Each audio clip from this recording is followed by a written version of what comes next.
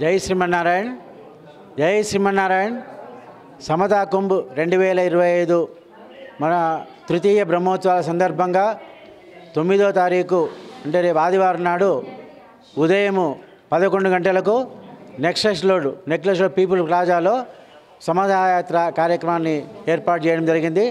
జంట నగరాల్లోని 25 కాలనీల నుండి ఒక సుమారు 100 బస్సులలో మన అందరూ కూడా కార్యకర్తలందరూ కూడా అక్కడ పీపుల్స్ ప్లాజా సమావేశమై అక్కడి నుండి మన పివి నరసింహారావు యొక్క విగ్రహం నుంచి పీపుల్స్ ప్లాజా వరకు పాదయాత్రగా పోవడం జరుగుతుంది.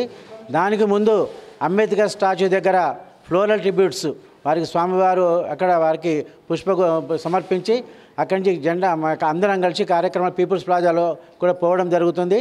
అక్కడ పీపుల్స్ ప్లాజాలో స్వామివారు ఈ సమతా కుంభ యొక్క ఉద్దేశము దాని గురించి మన అందరితోటి సమతా యాత్ర ఎందుకు చేపట్టాము అనే ఉద్దేశంతో స్వామివారు అక్కడ మన భక్తులందరికీ వచ్చిన వారందరికీ కూడా సందేశం ఇవ్వడం కూడా జరుగుతుంది. ఇది సుమారు ఈ కార్యక్రమం 5,000 మంది పాల్గొంటున్నారు. మనకు ఆల్రెడీ మనకు వచ్చే సమాచారం ప్రకారం ఇంకా రేపటికి ప్రచారం అవుతుంది కాబట్టి ఇంకా ఎక్కువ మంది కూడా 5,000-8,000 మంది వరకు కావచ్చు.